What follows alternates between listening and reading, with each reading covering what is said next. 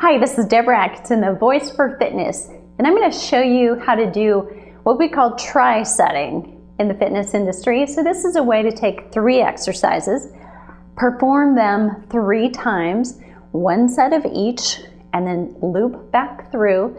So you've done a total of 9 sets.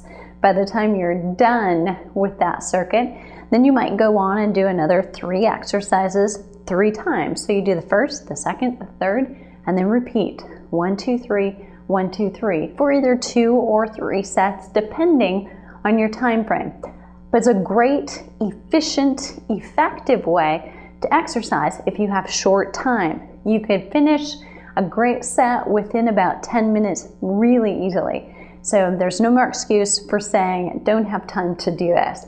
So for more tips like that, I'm holding 2 weights so I can't point, but click to that box and it'll take you right to a place where you can get on a tip list for more articles, videos, and exercise ideas to make the most out of your time. So we're going to start right now with an exercise for the back. So this is first a bent over row. So I'm standing and holding 15-pound dumbbells, and that's an appropriate weight for a good bent over row for me. So important things to look at here is my knees are bent, my hips are stuck out, my back is not rounded. In fact, I'm pressing my tailbone out, almost arching my back, and chest goes forward.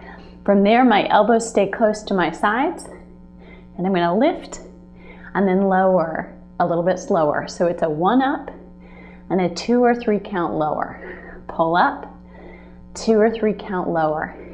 And depending on how heavy or how light your weights are, you want to do between 10 and 15 repetitions. If you have weights that are too light and you can do 15 easily, you need to probably get heavier weights. Don't do more repetitions. If you can't do 10, maybe a little bit too heavy for you right now, especially if you're starting. And release. And release slowly. When you come up out of that, come up nice and easy. Good.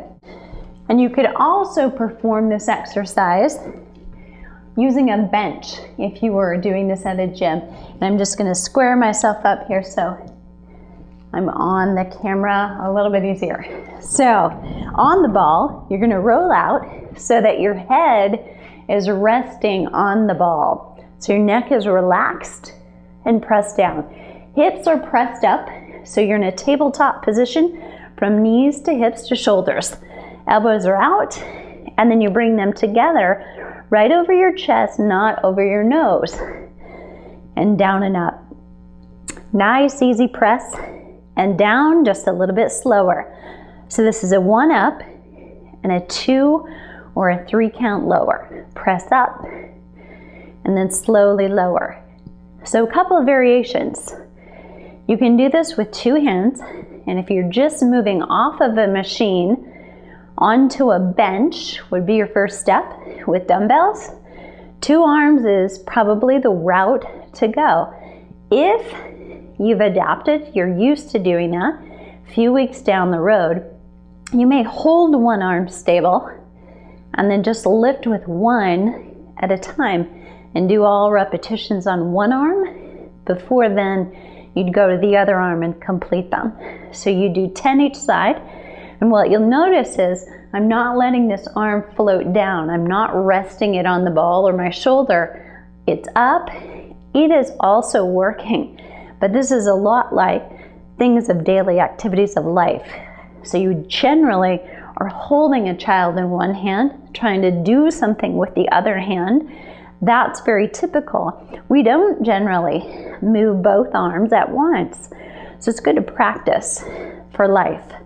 And then weights to your chest, tuck your chin in, whether you're on a bench or a ball, and then you come up to a seated position. The third exercise we're going to do, I'm putting one of my weights down, and I'm going to move my ball out of the way, hopefully. This is called a single leg deadlift, and I'm going to have to demonstrate on both sides just so you can see, but I'm going to be lifting the leg furthest away from the wall, so closer to you, What I want you to notice is from top of my head down through my knees and heels. In fact, I'm in a straight line.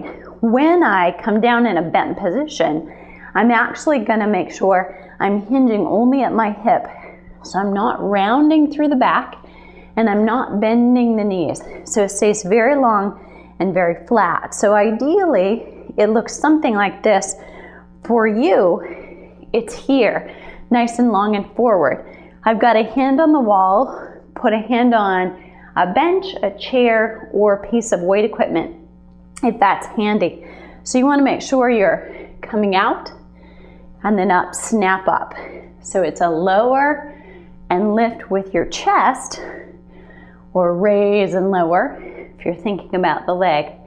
But ideally, again, this hip stays closed. So here would be a wrong one. I'm going to open up and let that come open and turn my toe out.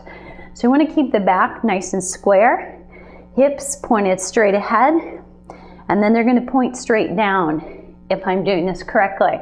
The goal is not the floor. The goal is as far as you can till you feel you have to round. So in fact, sometimes better to go only to a bench when you first get started. Do that range of motion very well and then move on. So the muscles I'm working, actually the opposite side, the weight bearing side, right here in the glutes and the hamstrings. Switching legs, I'm going to move away from the wall just a little and then reach and pull. And you will right away notice you've got one leg that's stronger than the other. So that is the leg to pay a little more attention to. And what I'll often do on my weaker side is do an even set on one leg, then the other leg, and then I'll come back and do a few more repetitions and sometimes another full set only on the weak leg. So up to 10 repetitions each side. So that's been a bent over row, a chest press on a bench or a ball, and a single leg deadlift. Repeating those again 2 more times will be your tri-set. So for more tips like that, click on this button right up here.